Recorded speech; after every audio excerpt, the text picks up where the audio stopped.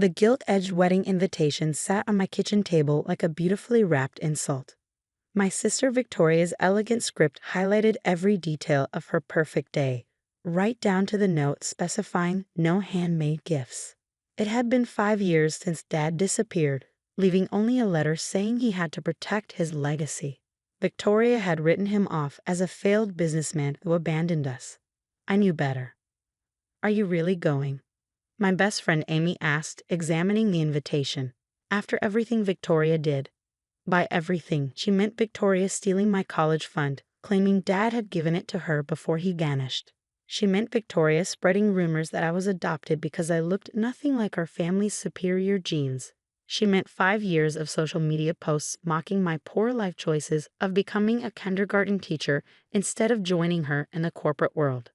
"I have to go," I said quietly, wrapping the gift I'd spent 6 months making. A hand-carved wooden jewelry box with a hidden compartment. "He's watching." Amy raised an eyebrow. "Your dad?"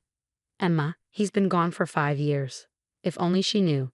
The careful instructions he'd left, the cryptic messages delivered through his old lawyer, the tasks he'd set for both his daughters while he worked in secret to protect everything he'd built. Victoria's wedding to James Wellington Aya was the social event of the season. Old money marrying new ambition. At least that's how the society pages painted it. What they didn't report was how James's company, Wellington Technologies, had been quietly buying up shares of Dad's old company through shell corporations. The wedding day arrived bright and perfect, just like Victoria. I walked into the Plaza Hotel's grand ballroom, my simple blue dress a stark contrast to the designer gowns surrounding me.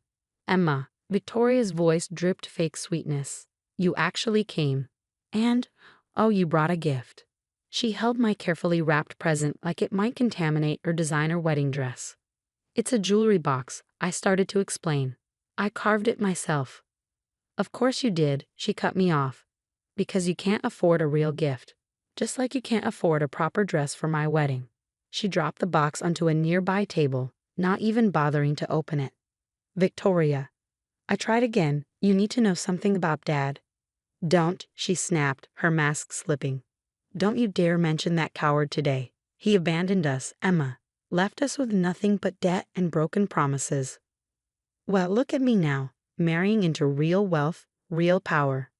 What do you have? A teaching job and handmade crafts." That's when James appeared, his corporate smile not quite reaching his eyes. "Darling, it's time. The shareholders are waiting."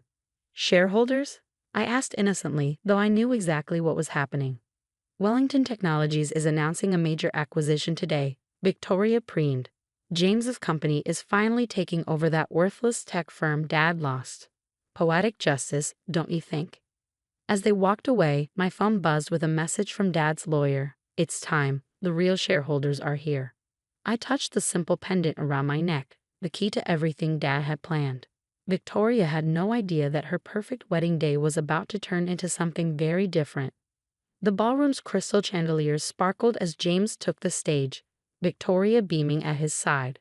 300 of New York's elite waited expectantly for the big announcement.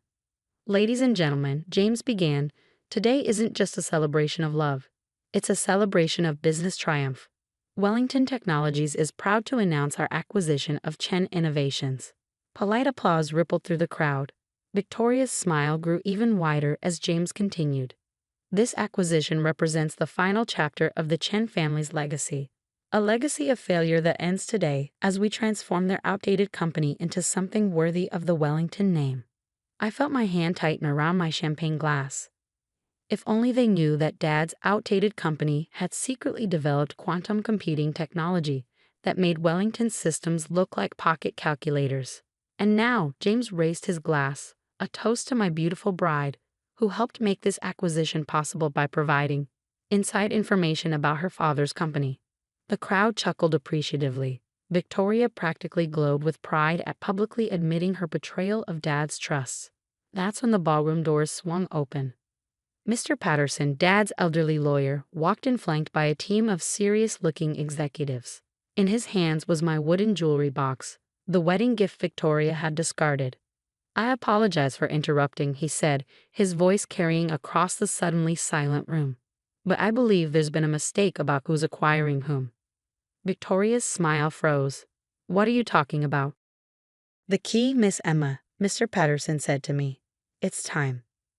With trembling fingers, I removed my necklace and approached the wooden box. The pendant fit perfectly into a hidden lock I'd carved into the bottom. Inside wasn't jewelry. Instead, there were documents, ownership certificates, patents, and most importantly, proof that Victoria had been selling company secrets to Wellington Technologies. What is this? James demanded, stepping down from the stage.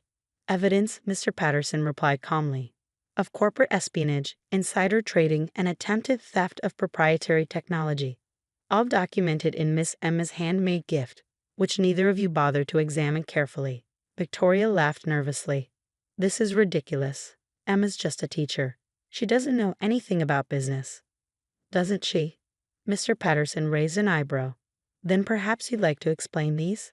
He began displaying documents on the ballroom's giant screens.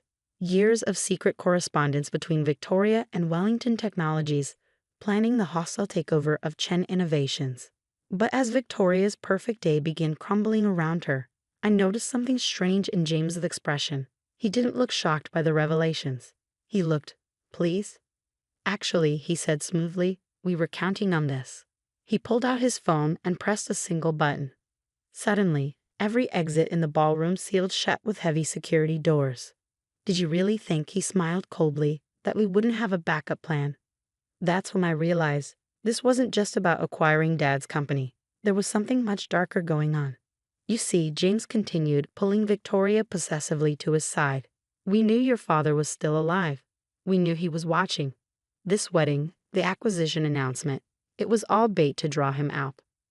Victoria's perfectly made-up face showed genuine shock. What? James, what are you talking about? Oh, darling, he patted her cheek condescendingly. Did you really think I married you for love? You were useful, feeding us information about your father's company. But the real prize was always the quantum computing technology. Mr. Patterson stepped forward. The technology you'll never get your hands on. James laughed. Won't I? Right now, my teams are raiding every Chen Innovations facility worldwide. The security codes Victoria so helpfully provided give us access to everything. Those codes expired years ago, I said quietly. What? The codes Victoria sold you. Dad changed them the day he disappeared. She's been feeding you useless information for 5 years. James's corporate smile finally cracked. Impossible. Our hackers confirmed. Confirmed what they were meant to find, came a new voice from the back of the ballroom. Really, James, did you think I wouldn't protect my daughters, even from themselves? The crowd parted like water to reveal a man I hadn't seen in 5 years. Dad looked older, grayer, but his eyes still held that familiar intelligent spark. Daddy? Victoria whispered. But James was already barking orders into his phone. Execute Protocol Omega. Wipe everything. Screens around the ballroom lit up showing Chen Innovations facilities worldwide. But instead of the chaos James expected, each location showed business as usual. Looking for your strike teams? Dad asked mildly. I'm afraid they're all having coffee with federal agents right now. Excellent coffee, actually, from the cafe where my youngest daughter worked part-time while secretly overseeing our global security protocols. I smiled, remembering all those early mornings making lattes while monitoring the company's quantum encryption network through my ordinary laptop. James pulled out a gun. This isn't over. The quantum computing patents alone are worth billions. Victoria, tell them. Tell them where the backup servers are. But Victoria stood frozen, finally understanding how completely she'd been played. That's when the wooden jewelry box began to hum. The wooden jewelry box wasn't just a box. It was a quantum processor disguised as a wedding gift. As it hummed to life, holograms filled the ballroom, showing every secret meeting between James and his real employers. You weren't working for Wellington Technologies at all, I said, the pieces finally clicking into place. You work for the Chen family's oldest rivals, the Harrison Group. James's face contorted with rage. How did you? The coffee shop, Dad explained proudly. Emma didn't just serve coffee to your teams, she served it to your boss, Richard Harrison himself. Every morning, discussing his plans right in front of the simple barista he never really saw. Victoria sank into a nearby chair, her wedding dress pulling around her. All this time, you were just using me. Of course he was, I said gently, just like the Harrison Group used Dad's former partner 20 years ago. That's why Dad disappeared. To protect us from what happened to Uncle Robert's family. Uncle Robert? Victoria's voice trembled. You said he died in an accident. An accident arranged by the Harrison Group when he refused to steal Dad's research. I finished. That's why Dad left. Not because he failed, but because he was protecting us while he gathered evidence. James raised his gun higher. Enough. The servers don't exist. Dad interrupted. The quantum technology was never in servers. It's been hidden in plain sight, in handmade wooden boxes, children's toys, ordinary objects my talented daughter has been crafting for years. The holograms shifted to show my kindergarten classroom, where every handmade decoration concealed part of the quantum network. My students' art projects, my coffee shop's handmade signs, all pieces of the most advanced computing system ever built. You see, I explained, Dad taught me more than just woodworking. While Victoria was selling outdated secrets, I was building something revolutionary, something that could never be stolen because it exists everywhere and nowhere at once. Federal agents emerged from among the wedding guests. James looked frantically for escape routes, but found none. Victoria, he said desperately, tell them they're lying. You've seen the company files. The only files I saw, Victoria said slowly, were the ones you showed me. The ones you used to convince me to betray my family. She stood up, tears streaking her perfect makeup. I thought I was proving I was smarter than Emma, but I was just being a fool. As agents moved to arrest James, Dad approached Victoria. I'm sorry I had to disappear, but I needed to know which daughter would choose truth over power, love over money.